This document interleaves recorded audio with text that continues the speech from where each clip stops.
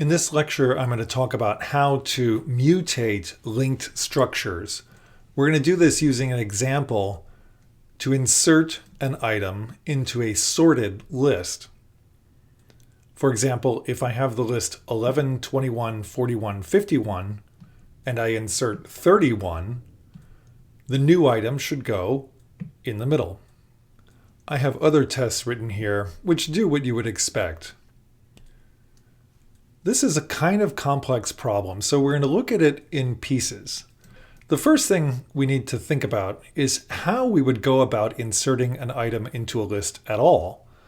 Let's suppose we've already gotten to the place we want to be, and we just need to stick an item in there. How do we do it? Well, we need to create a new node, and we need to somehow stitch that node in the right place.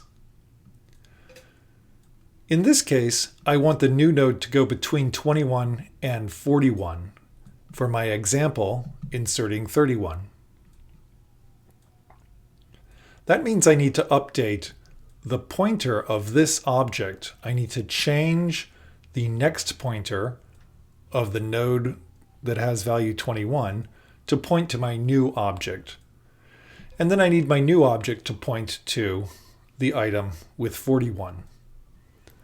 So let's just think about how we might do that. Let's start off with a pointer to the object that holds the item 21. To get there, I'm going to go through first and then through next. Note that I could also write this, I'm doing this from the insert method, so I could also write this with an explicit use of this. So that's fine. But it's normal Java style to leave out the use of this. So I'll just say I'm going to first.next. So you can see in the picture that I've made some progress here. I've got now a pointer x, which is pointing to the item after which I want to insert the new node. Let's go ahead and create a new node. And to store that, I'll use a new variable called, say, y.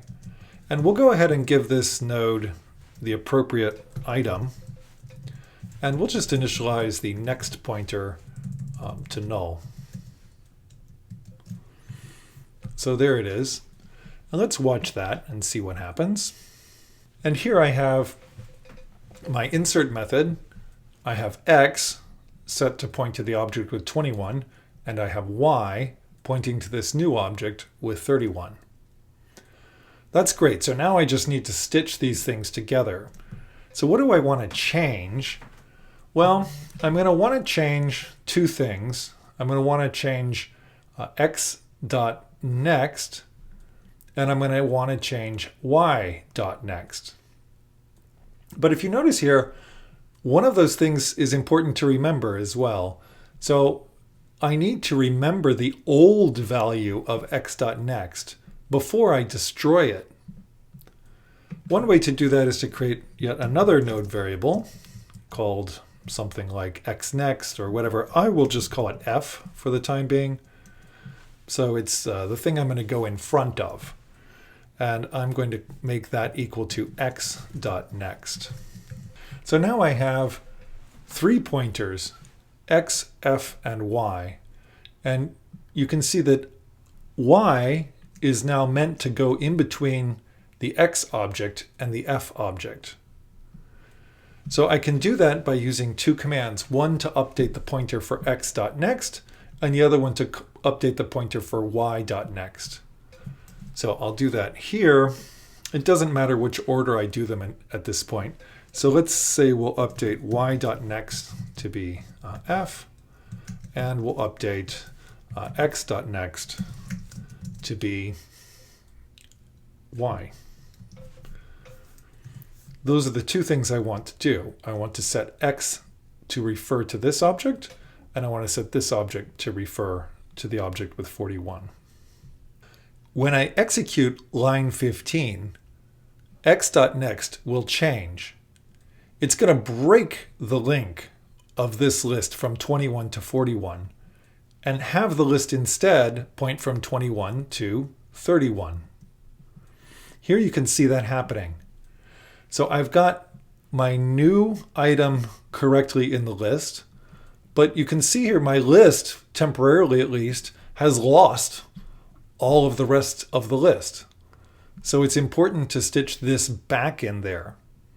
And I can do that by the next line on line 16. I'll set y.next to point to this remainder of the list. And once I've done that, I now have 31 in the correct position in this list. So that's our insertion logic. This code will pass some tests, it will fail others, but it's clearly not done.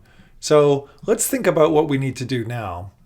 We've managed to get a node in the right place, but we did this by sort of hard coding where we were putting it. We need to write a loop to find the right place in the list. As with all loops, we'll do this in pieces. First, we'll just assume we're doing things in the middle, then we'll worry about what happens at the end, then we'll worry about what happens at the beginning. I've already put in an induction variable x, so let's not worry about its initial value right now. Let's just think about what the loop is going to do. Well, what we want to do is loop along to a particular position. So we need to move x to the next position in the list. And the way we do that is simply saying x gets x.next. This will update x to point to the next thing in the list. We've already seen this with linked list accessors. So that's how we make progress. What we need to think about now is, how do we stop? How do we know where x should stop moving forward? Let's roll back the execution to the point before we put in the item 31. And what you can see here is we wanted x at a position where it's pointing to something less than 31, and the next item is something bigger than 31. The key thing here is that the next item is going to be bigger. So if we don't want to stop at 11, we don't want to stop at 21, we want to stop once the next item is bigger than the item we're trying to insert. We can write that as x.next.item less than item.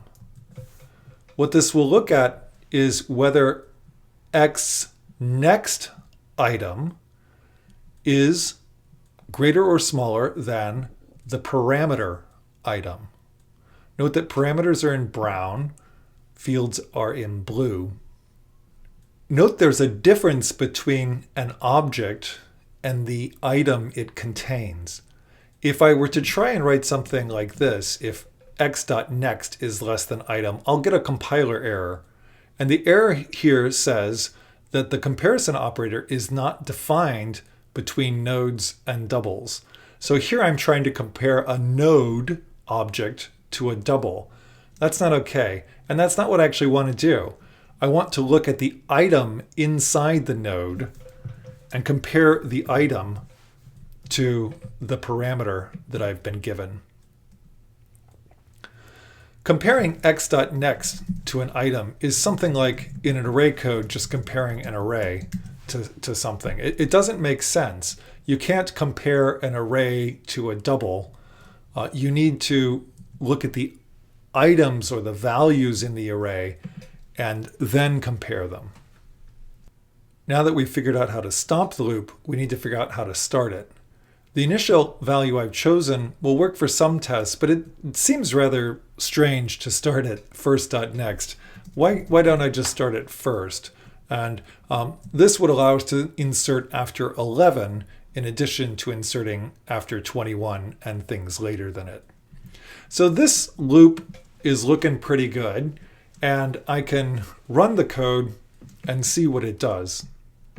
When we start the call to insert, we simply have the special variable this pointing to the particular list that I want to insert into.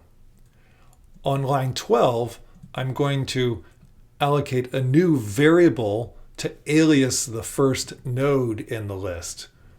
So here is the variable x, which is holding the address of the first node object in the list.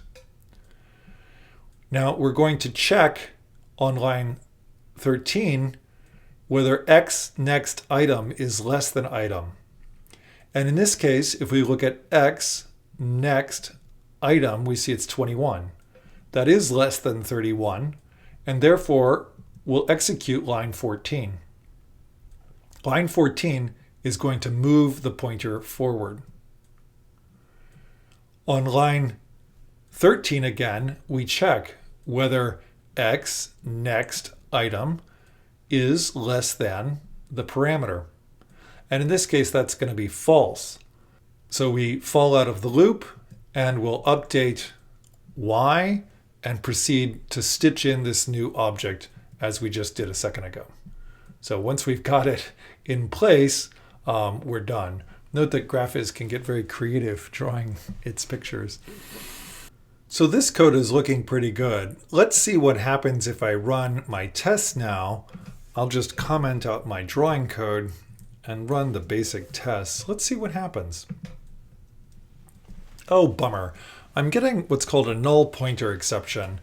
And that means that I've gone off and probably gone past the end of my array. Let's see where it's happening. It's happening in main on line 36. And indeed, this test is a test that's trying to put something at the end of the array. And where am I going wrong? Well, it's happening in the insert method on line 13. Looking at line 13, you can see that this is the test where x.next.item is being compared to item. Well, let's just walk through this particular test and see what's happening. So I'll go back to my drawing code. Let's check it out. X starts as before, and we're going to move X forward here. And it looks like this is the place we go wrong. So stepping back a moment, we can see that X is pointing to the last node of the list. And what I'm looking at here is x.next.item. And this is the problem. x.next is null.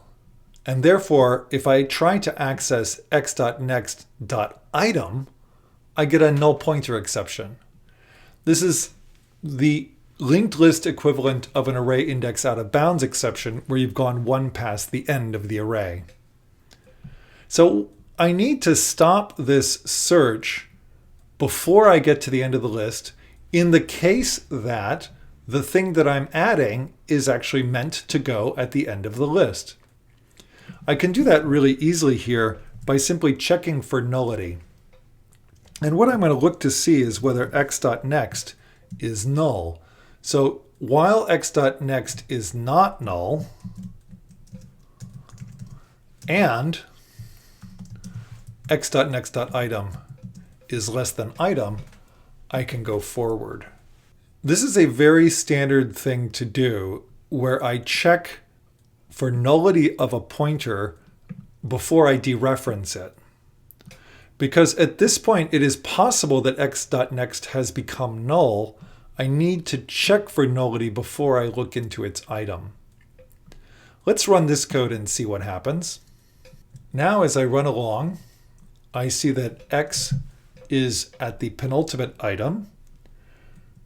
And on line 14, I will update x.next one more time to the last item of the list. When I get to line 13, note that x.next is now null, and therefore we will not look at the item here. This shows us an important property of Java's double ampersand operator, which is true for the AND operator in most programming languages. We check the left-hand side argument, and only if the left-hand side argument is true will we look at the right side argument. Note that if the left-hand side is false, false and anything is always going to be false. Therefore, there's no reason to check the right-hand side. This is an important fact because it stops us from getting a null pointer exception were we to check this. Since xNext is null, we now go on to create the object and insert it. And surprisingly, the insertion logic doesn't change here. Note that the exact same code that I had to insert in the middle of the list is also working for the end of the list. Well, that's fantastic. Let's see if we pass all of our tests now. Bummer, I'm still getting a null pointer exception. Is it in the same place? No, it's not. Now I'm getting a null pointer exception not at the end of the list, but at the beginning. So what's going on here? Well, I'm trying to insert into the empty list, and I'm getting a problem. So let's drill in on this test and see what we can tell. You can see the exceptions happening on line 13. So what happens as I execute? Well, line 12 is fine. I'm going to set x to be null. Oh, null is the value of first right now. Of course, because I'm working on an empty list. First is null for an empty list, and therefore x will also be null. Oh, and now we immediately see the problem. We have that xNext is null in this case, and we're going to get in trouble. What do we do now? Well, we could try something like this. X not equal null here. And put another ampersand in here. And let's see what happens in that case. We're still getting trouble. But now we're getting trouble on a different line. Okay, this is not the right approach. What I just did is what we call whack-a-mole debugging. I just tried to do the obvious thing to get rid of this particular problem. And you can see I whacked it down in one place and it just popped up somewhere else. So generally speaking, whack-a-mole debugging is not successful. Instead, we actually need to think. So let's think about what's going on here. If I want to insert in this case, note that I do not have any nodes in my list at all. And so in this case, there's really nothing I can do except put this item in a new node that's going to follow first. And there's no way I'll be able to do that using line 18. Line 18 is updating the next pointer of an existing object. There is no existing node object in this list. That means I need a special case here. So let me just put a special case. So if first is null, I'm going to do one thing. And if it's not null, I'll do all of that. And what do I want to do in this case? Well, I'm going to want to do something like this. In this case, I don't want to change the next field of an existing object. I want to change first. So everywhere I have x.next here, I'll just replace that with first. Let's just run the tests and see what happens. Well, phooey, I'm failing yet another test. That's a bummer. Let's look and see what's happening here. Well, in this case, I'm failing this test. It says that I'm inserting 11 into the list that has some stuff. Oh, so this is going to go at the beginning of the list. And my problem here is that we're expecting, of course, the item to go at the beginning of the list, but it's not going at the beginning of the list. It's going right after 21. Well, what the heck is going on with that? Let's zero in on this test and see what it looks like. When we start at line 12, we can see that first is not null. Therefore, we'll go to line 18 and initialize x. On line 19, we'll check for the nullity of xNext, then compare xNext item to the parameter. In this case, we see that xNext item is 31. That is indeed greater than the current item, so we'll break the loop and we'll insert the object here. But note that the new node is going to go into the list after x. That means that it'll be the second node in the list, not the first. What I really want to do here is update the first pointer. What that means is that I need to expand the condition here. If there are no items in the list, clearly the new node needs to go at the beginning of the list. But also, if the first item in the list is greater than the parameter, then I also need to put the new node at the beginning of the list. Thus, I want to execute this branch of the conditional under two different circumstances. If first is null, or if first.item is greater than the parameter. It's important for the correctness of this code that the OR operator in Java is asymmetric, just like the AND operator. The right-hand side is only evaluated if the left-hand side is false. That's important because if first is null, we don't want to look at first.item. If we dereference a null pointer, we'll get a null pointer exception. Now we can check to see if this is passing our tests. And now we have correct code. I've written this code using lots of intermediate steps explicitly, and that's to make the pictures easier to read and make it easier for you to understand what's happening step by step. But usually when people write code like this, they'll make it much shorter by inlining a lot of this. In fact, this will become a single line. So rather than using this variable to hold first here, I will simply initialize the new node to first, and rather than using y as a temporary variable, I'll just take the declaration here of y and update first directly. So this is the more typical way of writing this code. And the same thing happens down here where x.next is going to get a new node. You can see that this code is still correct by running the tests. You shouldn't be intimidated by this kind of expression in Java. If you understand the assignment operation, everything's just fine. The assignment operation will evaluate the left-hand side to get an address and the right-hand side to get a value, and then it will perform the assignment. So note that this assignment to this location in memory doesn't happen until after the new node is created. Before I call the new node constructor, I dereference x.next. So this is the old value of x.next before the assignment. The location that held that value is updated after the return of the node constructor. If you're more comfortable with the more explicit form, that's fine. You can write your code this way. However, you should be able to read it in both forms. To make sense of the kind of code we have here on line 21, it's really useful to think about what's happening in the underlying machine.